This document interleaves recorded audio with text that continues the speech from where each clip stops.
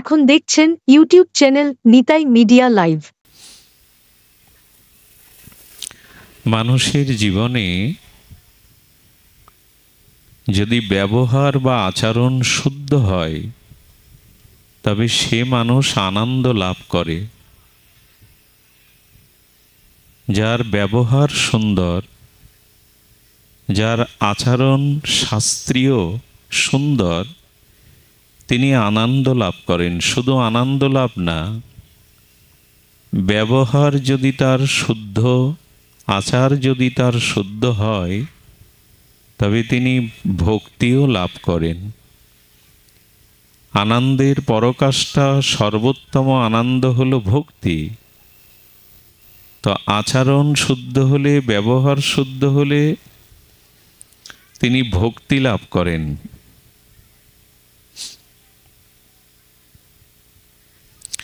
যেখানে আনন্দ নেই সেখানে ভগবান নেই, যেখানে পরমানন্দ নেই সেখানে ভক্তিও নেই। ধ্যান দিন, কিছু সময় ভক্তরা বলেন, আজকে হরিকথাতে হরিনামে বড় আনন্দ পেলাম। আচ্ছা, এই আনন্দ কে বা কী রূপে পেলাম আমরা? আজ বড় আনন্দ পেলাম হরিকথাতে, হরিনামামৃত, সঙ্গামৃত, কথামৃত, লীলামৃতে বড় আনন্দ হয়েছি, বড় প্রীত হয়েছি। আসলে গোবিন্দ আর আনন্দ, ভক্তি এবং আনন্দ একই। আমরা আনন্দ পেয়েছি মানে আমাদের এই বিষয়াসক্ত হৃদয়ে ভাগবত কথারূপ অভিন্ন কৃষ্ণ আমাদের হৃদয়ে এসেছে। ভগবান হৃদয়ে এলে তখন আনন্দের প্রকাশ হয়। ভক্তি হৃদয়ে এলে তখন মানুষ পরমানন্দ সাগরে ভাসতে থাকে। এই জন্য যদি আমরা আনন্দ চাই তো ভক্তি চাইতে হবে, যদি আনন্দ চাই, ভক্তি চাই, তো ব্যবহার শুদ্ধ করতে হবে। ব্যবহার শুদ্ধ না হলে আনন্দ, ভক্তি, এই শব্দগুলি, এই তত্ত্বগুলি, এই মহিমাগুলো আমার মধ্যে আসবে না। দেখুন, এখন আমরা ভাগবত শ্রোতার আসনে উৎকণ্ঠিত ব্যাকুল চিত্তে উৎকর্ণ হয়ে হরিকথা শুনতে বসেছি, সদাচারে, পবিত্র আচারে, স্নিগ্ধ শুদ্ধ মনে। এই জন্য এখন আমাদের মনের মধ্যে একটা শুদ্ধতা বিরাজ করছে, একটা অপ্রাকৃত কোনো আনন্দ আমাদের হৃদয়কে মাঝে মাঝে হলেও স্পর্শ করছে। এই জন্য বললেন, দেখুন, বরফ স্পর্শ করলে ঠান্ডা লাগবে কি ব্যাখ্যা করা লাগে? বরফকে স্পর্শ করলে শীতলতা পাওয়া যায়, এটা ব্যাখ্যা করার বিষয় না, এই অনুভূতি সকলেই পেতে পারে। তেমনি সদ আচার, শুদ্ধ আচরণশীল মানুষ স্বভাবত আনন্দ পেয়ে যায়। ভক্তির স্পর্শে মানুষ পরমানন্দ সুখ পায়। আচ্ছা, যদি ভক্তি বাদে, শুদ্ধ আচরণ বাদে ধন দিয়ে আনন্দ পেতে চায়, ঐশ্বর্য দিয়ে আনন্দ পেতে চায়, নিশ্চয় আমার কথার দিকে ধ্যান দিচ্ছেন, ভাগবত কথার দিকে ধ্যান দিচ্ছেন। যদি বলেন আমি আচরণ শুদ্ধ করব না, আমি ব্যবহার শুদ্ধ করব না, বা ভগবান ভক্তি নয়, আমি অর্থ দিয়ে আনন্দ পাব না, যদি কেউ বলে আমি তন, ধন, মন এ দিয়ে আনন্দ পাব না, এগুলি দিয়ে যেগুলি পাওয়া যায় তার নাম সুখ, আনন্দ নয়। শরীর দিয়ে, মন দিয়ে, ধন দিয়ে, ঐশ্বর্য দিয়ে যেটা পাওয়া যায় সেটা সুখ, আনন্দ নয়। আনন্দ এবং সুখের মধ্যে পার্থক্য কি? খুব লক্ষ্য করতে হবে। সুখ কখনো পিপাসা, আকাঙ্ক্ষা, আশা নিবৃত্তি করে না। সুখ আপনার জীবনে আশা আকাঙ্ক্ষারও বাড়িয়ে দেয়, প্রত্যাশা, প্রাপ্তি, আকাঙ্ক্ষা, পিপাসা বাড়িয়ে দেয়। কিন্তু আনন্দ পেলে সেই আনন্দে মানুষ মগ্ন থাকে। সুখ যখনই আপনি নিবেন তার দ্বারা দুঃখ নিবৃত্তি হবে না। আপনি সুখ যতদিন নিতে চাইবেন, পেতে চাইবেন, ততদিন দুঃখ আপনাকে পরিত্যাগ করবে না। তার কারণ ধন, তন, মন, ঐশ্বর্য দিয়ে যে সুখ পায়, সেই সুখ ভেতরে ভেতরে দুঃখকেই ডেকে আনে। জগতের যত সুখ আমরা পাই, ওই সুখের মধ্যে দুঃখটা সুরক্ষিত করা আছে। সুখ নিলেন তো দুঃখটাও এসে গেল। কিন্তু আনন্দের মধ্যে দুঃখ নেই। বরঞ্চ যদি আচরণ শুদ্ধের দ্বারা যদি জীবনে প্রেম ভক্তি লাভ করতে পারেন, তো জগতের দুঃখটাও তখন আপনার কাছে আনন্দ হয়ে দেখা দেবে। জগতে যে দুঃখ না, সেটাও তখন আনন্দ হয়ে দেখা দেবে। রামচন্দ্র বনবাসে যাচ্ছে, এটা তার দুঃখের বিষয় নয়। যিনি রাজা হবেন, যুবরাজ হবেন, বনবাসে যাচ্ছে, বলল এইটাই তার আনন্দের।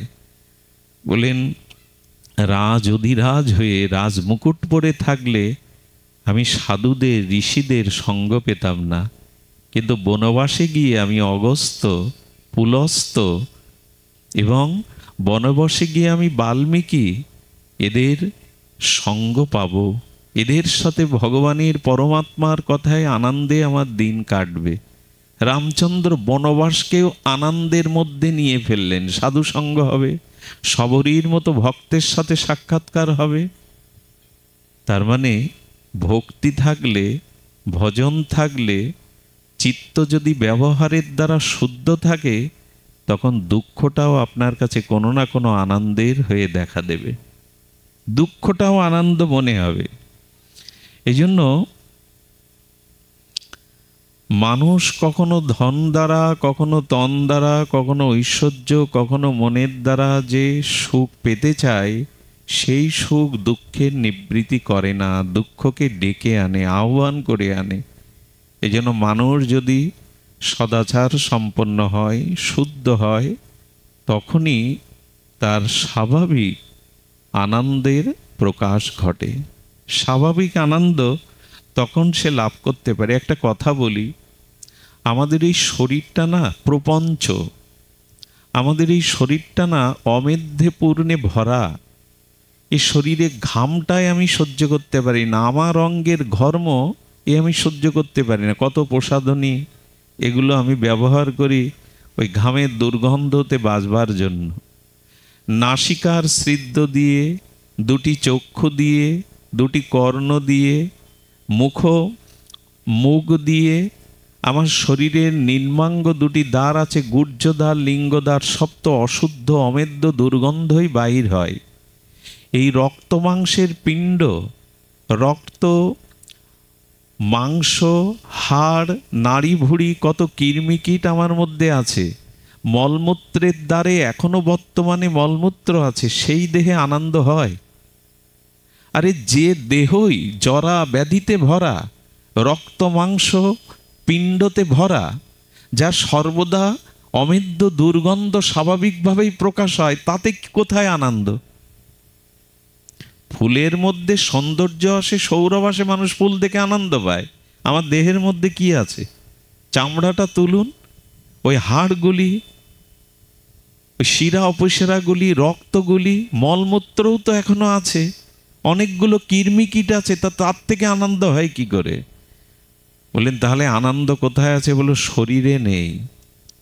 এই শরীরটাকে যদি আচরণের দ্বারা, ভজনের দ্বারা শুদ্ধ করতে পারো, পবিত্র করতে পারো।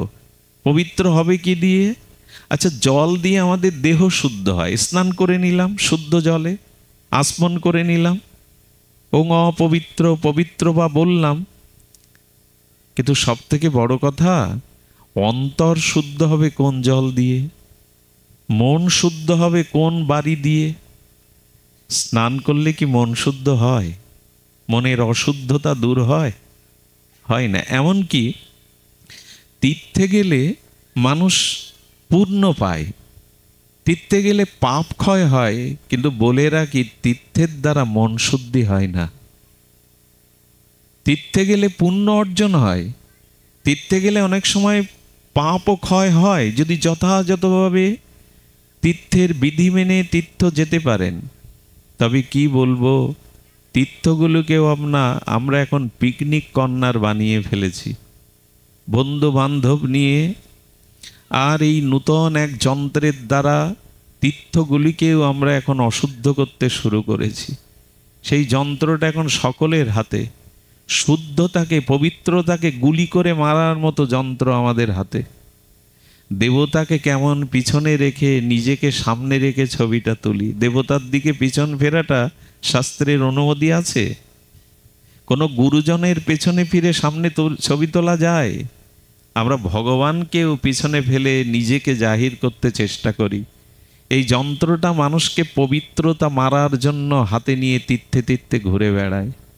আমি দুপুরে বলছিলাম, পরীক্ষিত মহারাজের ভাগবত মঙ্গলাচরণের পরে পরমহংস কুলতিলক সুখদেব গোস্বামী যখন ভাগবত অমৃত প্রবচন করতে যাবেন, তখন দেবরাজ ইন্দ্র বরুণ দেবতাগণ অমৃত কুম্ভ নিয়ে নেমে এসেছিলেন গঙ্গা তীরে পরীক্ষিত সভাতে।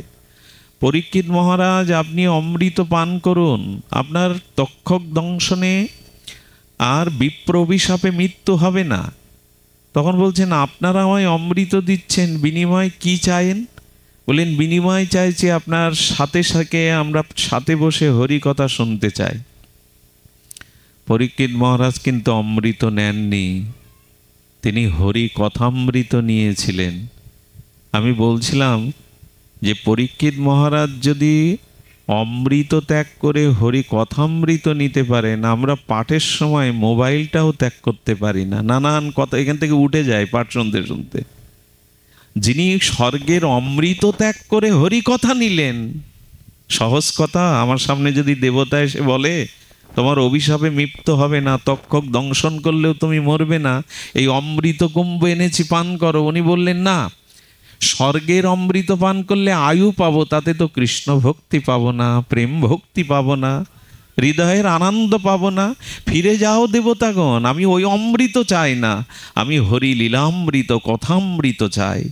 যিনি অমৃত ত্যাগ করলেন, আমরা সেখানে মোবাইল ত্যাগ করতে পারছি না তীর্থে গিয়ে, ভাগবতে গিয়ে। এটার প্রয়োজন আছে, কিন্তু সবখানে প্রয়োজন এটা নাই। রাত 3টের সময় 2টোর সময় কেউ কল করবে, এটা সভ্যতা?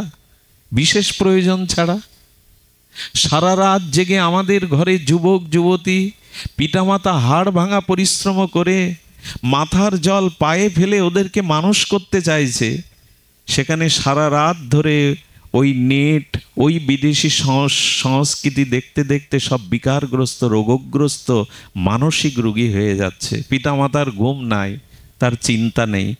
এই জন্য তীর্থগুলিকেও আমরা এখন সেলফি তোলার জন্য, ছবি তোলার জন্য দেবতাকে অপমান করছি, আচরণকে নষ্ট করছি। যে বৃন্দাবনে 11 বছর গোবিন্দ কয় মাস থাকলেন, রাধারানী ব্রজ ছেড়ে যান না, সেই ব্রজে রাধা ঠাকুরানী গোবিন্দ কখনো পাদুকা পায়ে দেননি, জুতো পায়ে দেননি। ওই বৃন্দাবনের ধুলির, ওই বৃন্দাবনের রজের এত মাধুর্য, সেখানে আমার মতো সামর্থ্যবান জুতো পায়ে দিয়ে ওই ব্রজ ধুলির ওপরে যখন চলে, তখন আমরা ধামের মহিমা রক্ষা করি। আমি খালি পায়ে হাঁটতে পারি না। আরে শ্রী গোবিন্দ স্বয়ং ভগবান, যার শ্রীচরণে রাধারানী লক্ষ্মীদেবী নারায়ণের চরণে হাত দিতে গিয়ে হাত কাঁপত, এত কোমল গোবিন্দের চরণ, লালিমা হয়ে যেত। সেই চরণে গোবিন্দ নগ্ন পায়ে পদব্রজে বৃন্দাবনের ধুলিতে হেঁটেছেন, আমার জুতো লাগে। এই জন্য তীর্থযাত্রাগুলো এখন আমরা অশুদ্ধ করে ফেলেছি, পিকনিক কর্নার বানিয়ে ফেলেছি যমুনার তীরকে। এগুলো সব কলির প্রভাব, কালের প্রভাব। এই জন্য তীর্থে গেলে মনশুদ্ধির বদলে আমরা আরও অপরাধে এখন জড়াই। তীর্থে যদি কখনো যান, ধামে যদি কখনো যান, শুদ্ধ ভজনানন্দী শাস্ত্রজ্ঞ ভক্তের সাথে যাবেন, গুরুদেবের সাথে যাবেন। সেই তীর্থ ধাম যাত্রা আপনার জন্য আনন্দময় হবে, ভক্তিময় হবে। বৃন্দাবনে এখন ইট কাঠ দিয়ে মন্দির দেখতে পারলেই বাঁচি, কিন্তু ভাগবত কি বলেছে?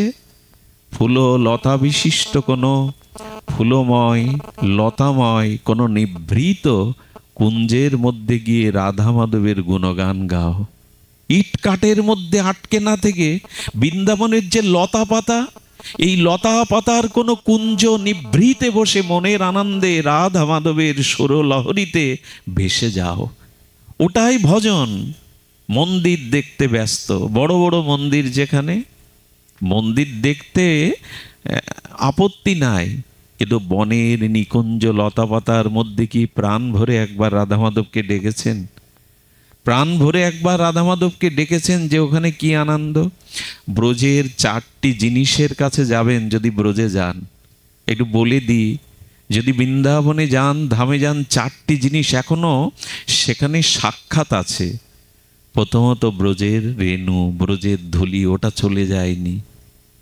ওই রেণুতে মাধবেন্দ্র পরিপাত, নিত্যানন্দ প্রভু, শ্রীকৃষ্ণ চৈতন্য প্রভু এবং কত হাজার হাজার লক্ষ লক্ষ মহাত্মা, সিদ্ধ মহাত্মা, সদাচারী শুদ্ধ ভক্তগণ সাক্ষাৎ রাধা মাধবের ওই ধুলি মিশানো বৃন্দাবনের ধুলি গোবিন্দ নিয়ে যাননি।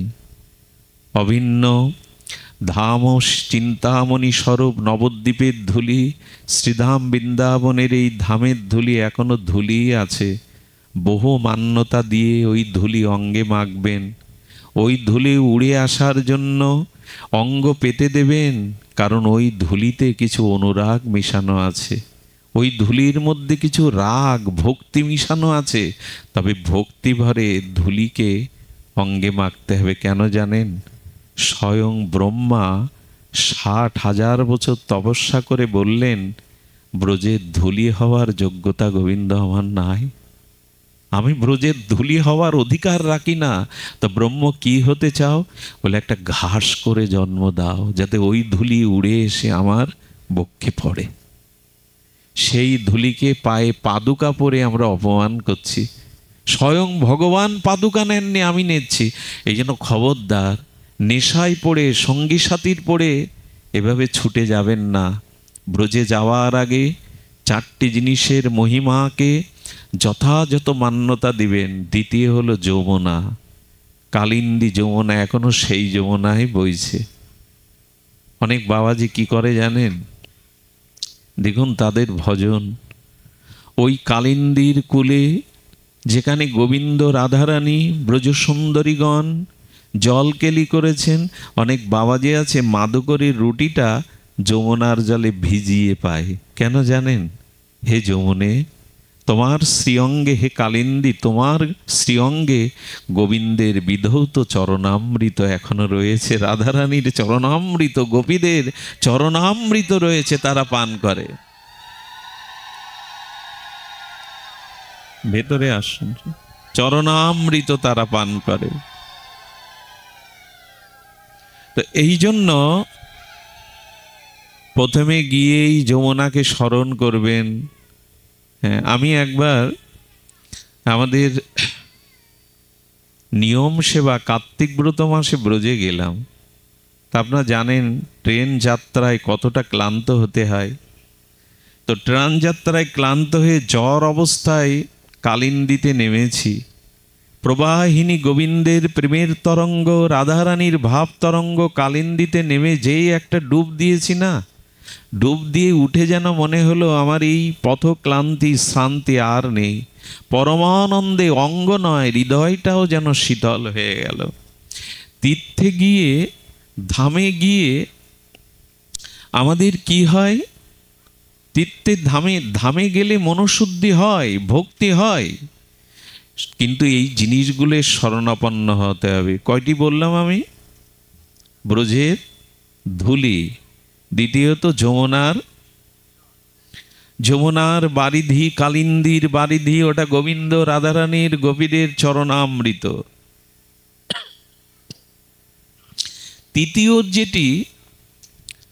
তৃতীয় যেটি আছে সেটা হলো গিরিরাজ গোবর্ধন। আজও গিরিরাজ গোবর্ধন ব্রজধামের ভূষণ হয়ে লক্ষ লক্ষ জীবকে আহ্বান করছে, এসো এই গিরি গোবর্ধনের তটে এসো, গিরি গোবর্ধনের পরিক্রমা করো, এই পরিক্রমার দ্বারা গিরি গোবর্ধনের সাক্ষাৎ অভিন্ন গোবিন্দকে দর্শন করো। এই তিনটি জিনিস, যমুনা, ব্রজের রেণু, গিরিরাজ গোবর্ধন মহারাজ, আরেকটি জিনিস হলো ব্রজের লতা পাতা, ব্রজের বৃক্ষ লতা পাতা। এগুলি আজও লতা পাতা বৃন্দাবনের সাধারণ নয়, ওদের প্রত্যেকের মধ্যেই আপনাকে ভক্তি দিতে পারে। এই জন্য তীর্থযাত্রাকে যেন অপরাধের আর বাতাবরণ তৈরি করবেন না।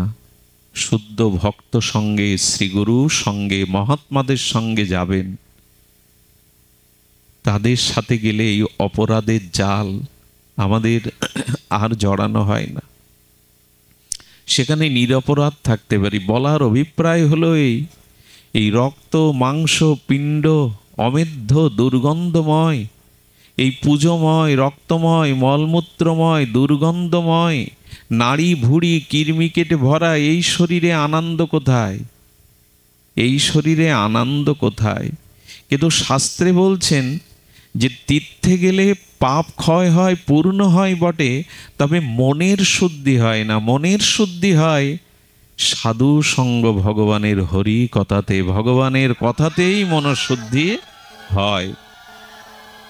এই জন্য যারা সাধুরা ধামে যান, তারা যেখানে সাধুগণ, যেখানে মরমী রাধারানীর প্রিয় অনুরাগ হৃদয় চিত্তে রেখে ভজন করছেন, সেখানে হরিকথা শুনতে বসে যান। এজন্য তীর্থে গেলে পূর্ণ হয়, পাপ ক্ষয় হয়, কিন্তু মন শুদ্ধি হয় এমন নয়। গঙ্গা স্নান করলে দেহ শুদ্ধি হয় বটে, কিন্তু অনেক জন্মের দুর্বাসনাময় অপরাধময় পাপের ভরা মন, এটি সবসময় শুদ্ধ হয় না। শুদ্ধ হয় সাধু সঙ্গে, শুদ্ধ হয় হরি কথামৃতে। এই দেহকে শুদ্ধ করতে হবে। এই দেহেই আনন্দ আসবে, এই দেহেই প্রেম ভক্তি আসবে। এই মলমূত্র অমেদ্যপূর্ণ এই শরীরের মধ্যে পরমানন্দ উপলব্ধি হবে। এই জন্য বলছে আচার আচরণ শুদ্ধ করো, ব্যবহার শুদ্ধ করো। দেখুন, ব্যবহার শুদ্ধ আমাদের আজ নাই। খাওয়া দাওয়া, পোশাক আশাক, কথা বলা চলা, সবখানেই আমরা শুদ্ধ শাস্ত্রীয় আচার করতে পারছি না। অনেকেই আমার মতো মাদিস্য জিহ্বা, সবখানেই একটা অশুদ্ধতার ছোঁয়া। এই জন্য আমাদের চিত্ত আজ বলো কলুষ হয়ে গেছে, আমাদের মন এত সংকীর্ণ হয়ে গেছে, আমাদের মধ্যে উদারতার এত অভাব কেন জানেন? সব কিছু অশুদ্ধ জিনিস গ্রহণ করছি আমরা। শুদ্ধতার পরিচয় আজ আমরা নিতে পারছি না। একটা দৃষ্টান্ত দেই। রামচন্দ্রের যজ্ঞ করার জন্য গুরুদেব বশিষ্ঠদেব বলছেন, রাম, সীতা বনবাসে, এখন যোগ্য পত্নী বামে না থাকলে যজ্ঞ করা যাবে না। তুমি আমার আদেশ, আমি গুরুদেব, আমি বলছি তুমি দ্বিতীয় পত্নী গ্রহণ করো, দ্বিতীয় স্ত্রী গ্রহণ করো। খুব ধ্যান দিয়ে শুনুন, শুদ্ধ ব্যবহার কাকে বলে, শুদ্ধ আচরণ কাকে বলে। রামচন্দ্র করজোরে বললেন, গুরু আজ্ঞা মস্তকে ধারণ করা উচিত, কিন্তু গুরুদেব, আমি যে সীতাকে ছাড়া জগতের প্রত্যেক রমণীকে মা বলে জানি। দেখুন শুদ্ধতা কোথায় আসে। রঘুপতি রাম বলছেন, আমি সীতা ব্যতীত কোনো রমণীকে মাতৃস্ত্রী ছাড়া দেখি না। মাকে বিবাহ করব কি করে, দ্বিতীয় পত্নী কি করে নেব? বলে যজ্ঞের প্রয়োজনে নাও। আচ্ছা, তোমার পিতা দশরথ, তিনি তো 3টা বিবাহ করেছেন, আর তখন বহু বিবাহের প্রচলন ছিল। তুমি অযোধ্যার চক্রবর্তী সম্রাট দশরথের পুত্র, তোমার দ্বিতীয় বিয়েতে তো আপত্তি নেই শাস্ত্রে বা তোমার বংশ পরম্পরায়। রামচন্দ্র পিতার দিকে, ওই দৃষ্টান্তের দিকে তাকালেন না। কেন জানেন? পিতার বিচার করার দায়িত্ব পুত্রের নয়। আজ আমরা বড় হয়ে গেছি পিতার থেকে। তুমি বোঝো না, তুমি পাগল, তোমার সিদ্ধান্ত এখন অচল। এগুলো সুপুত্রের কথা না।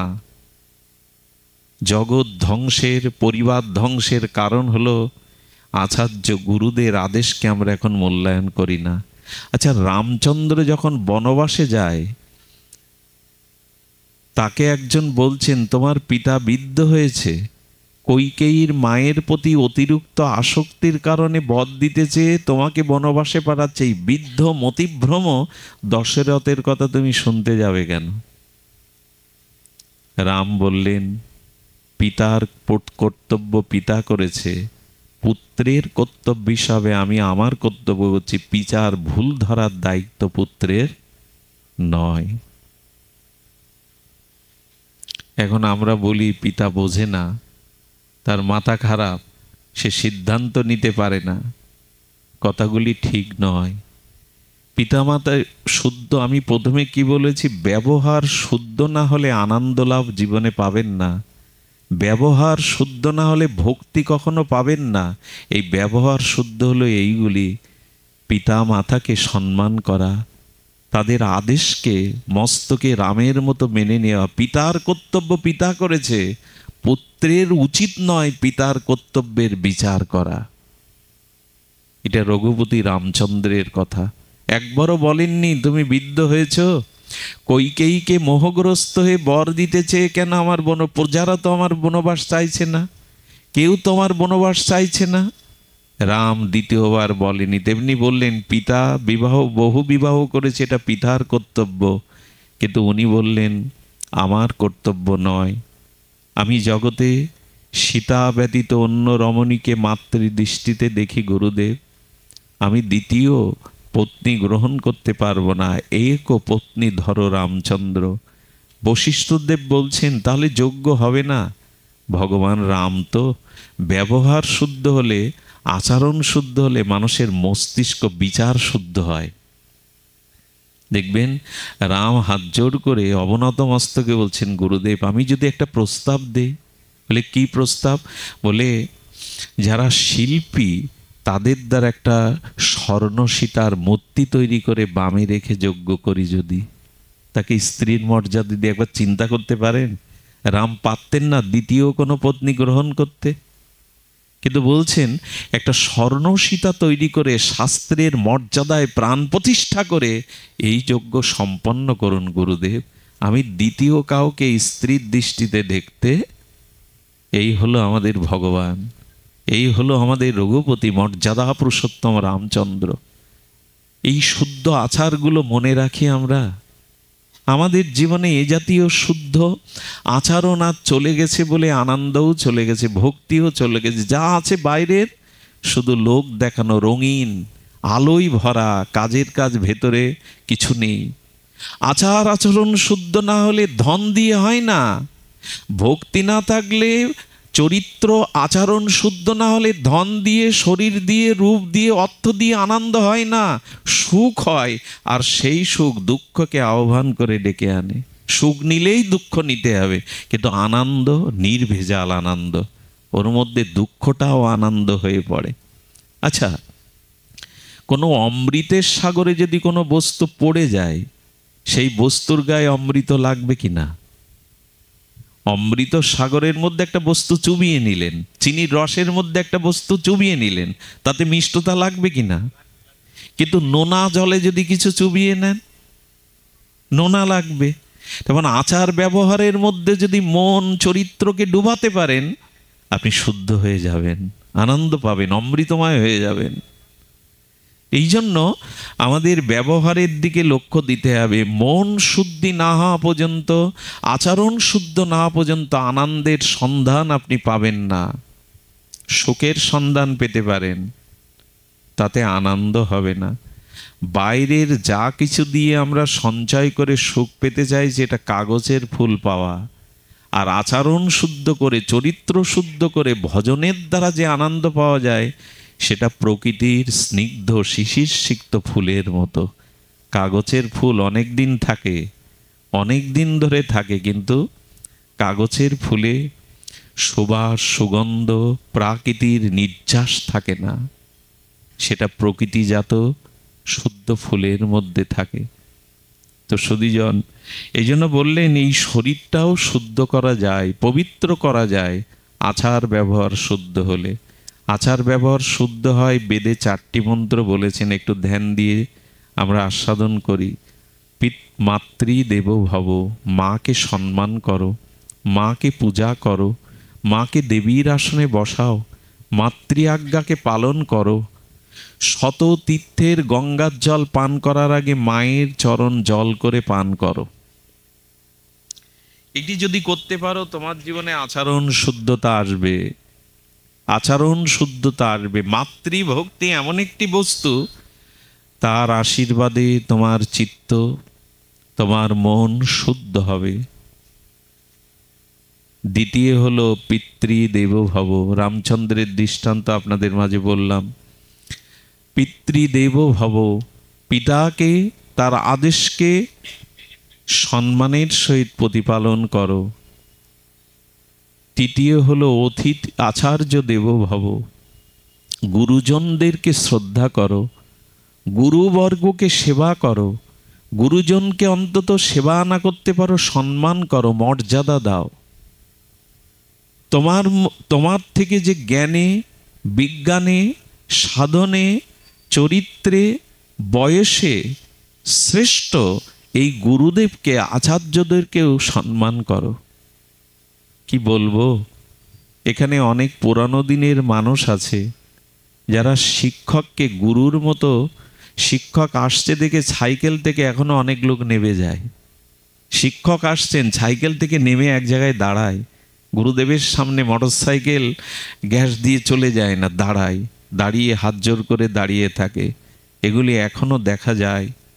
এখনো পুরনো দিনে ঠাকুরমারা এক রাশ ঘুমটা টেনে রাস্তার পাশ দিয়ে গুরুজন যেতে গেলে তার ছায়াটা মারাবে না বলে দাঁড়িয়ে থাকে।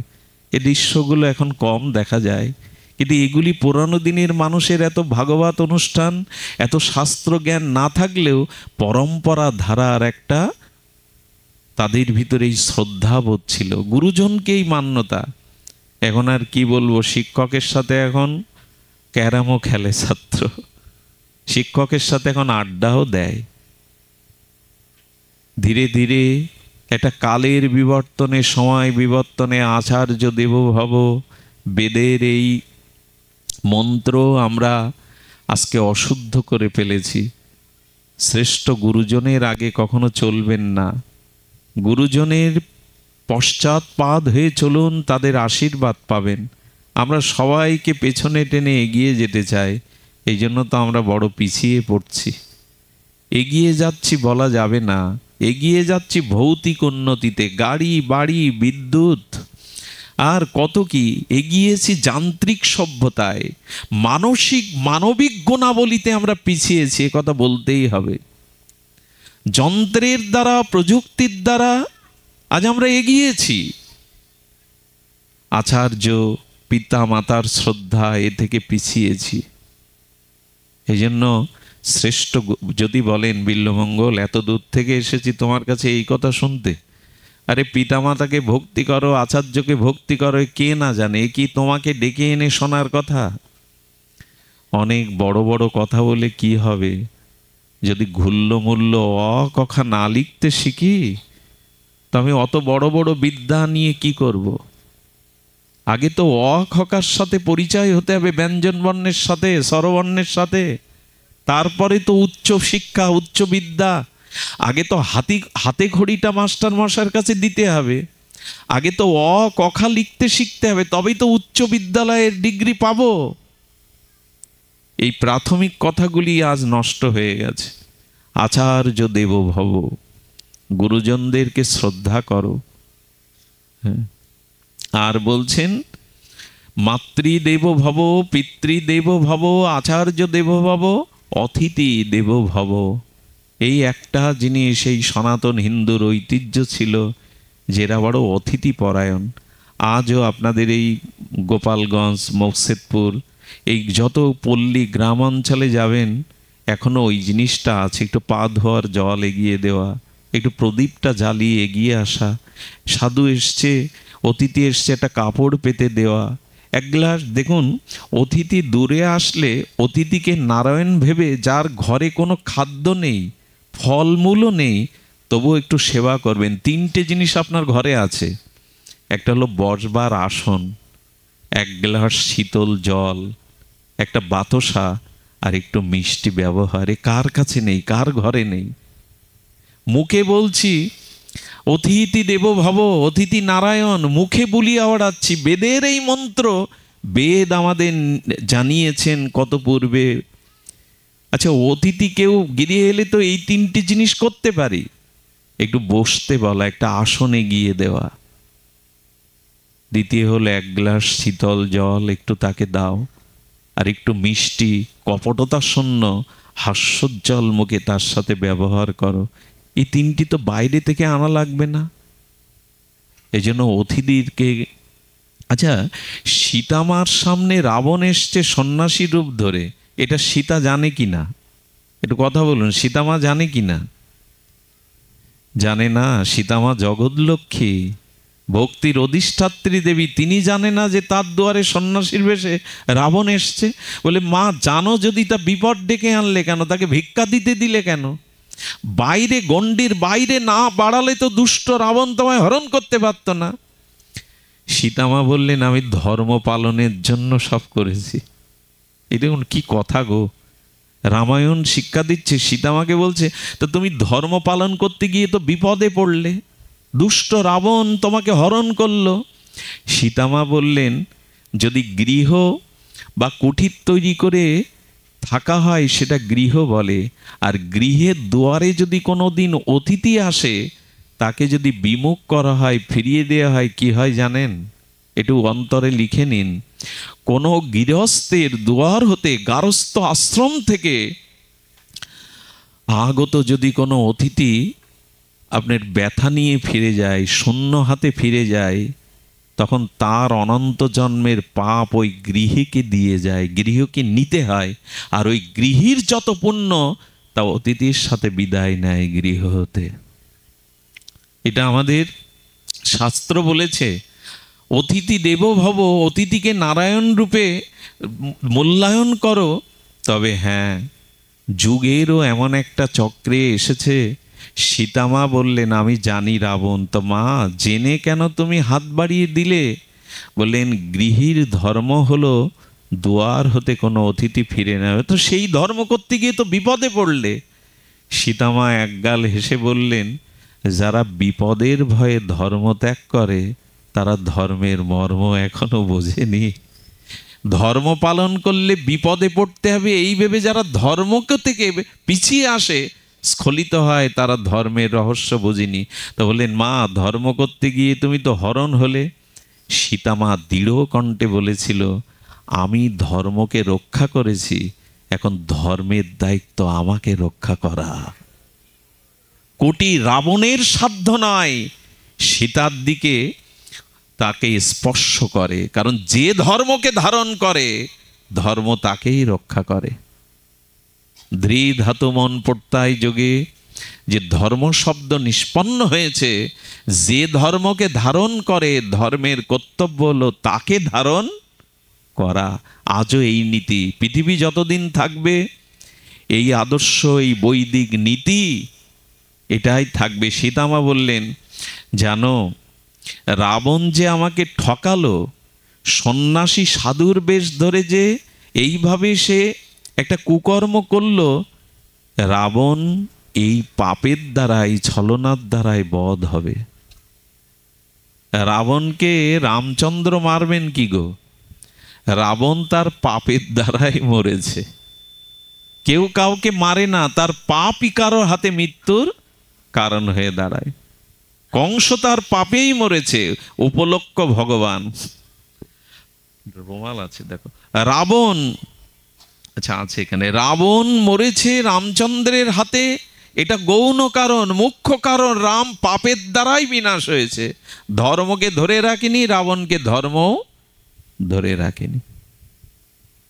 সহজ কথা, ধর্মকে যথাযথভাবে ধারণ করুন, ধর্ম আপনাকেই ধারণ করবে, এটা প্রসিদ্ধ কথা। তো আমি নিবেদন করব, অতিথি দেবো ভব কথাটা বললে আপনাদের মনের কোণে একটা মেঘ জমছে। জানেন অনেক জায়গায় সাধুর বেশ ধরে ঘরে আসে, আর তখনই আসে যখন পুরুষ মানুষ বাড়ি থাকে না। মায়েদের বলে তোর খুব বিপদ যাচ্ছে, সংকট যাচ্ছে, আয় আমি একটু জল পড়া দিয়ে দিই। ওই জল পড়ার নাম করে বললে, মা তোর আপাত বিপাদ গ্রহদোষ মামলা মকদ্দমা রোগ শোক যাবে, সোনাগুলো আন, আমি একটু তাদের জল পড়ে দিই, সোনার জল খাবি। আর ওই সোনার জল চুবিয়ে চরণামৃত মনে করে অজ্ঞান করে সব নিয়ে যায়। তা আমার কথা মানবেন অদিতি নারায়ণ? এ কথা মানবেন? অনেক জায়গায় এরকম ঘটে। আজ মানুষের উপকার করতে গিয়েও মানুষ ফেঁসে যায়। ধর্ম রক্ষা করাটাও এখন খুব কঠিন। রাস্তায় একটা মানুষ জল জল বল চিৎকার করছে, এক গ্লাস জল দাও। অনেকে এখন চায় না জল দিতে, কেন জানেন? ওই জল খেয়ে যদি রাস্তায় মরে পড়ে থাকে, পুলিশ এসে আকে ওগে ধরবে। তুমি তোমার কোনো কারণে ওই জলের সাথে কিছু মিশিয়ে ওকে খেতে দিয়েছে, থানায় চলো। কে রাজ্যে থানায় প্রমাণ করাতে যাবে যে আমি নির্দোষ? সমাজ ব্যবস্থাটা এখন এমন হয়ে গেছে, কারো উপকার করতে গেলেও ফেসে যেতে হয়। তবে উপকার ছাড়বেন না, ধর্ম ছাড়বেন না। ধর্মের জয়, সত্যের জয়, এগুলো আজকের দিনের কথা না, এগুলো চিরন্তন কথা। সত্যমেব জয়তে।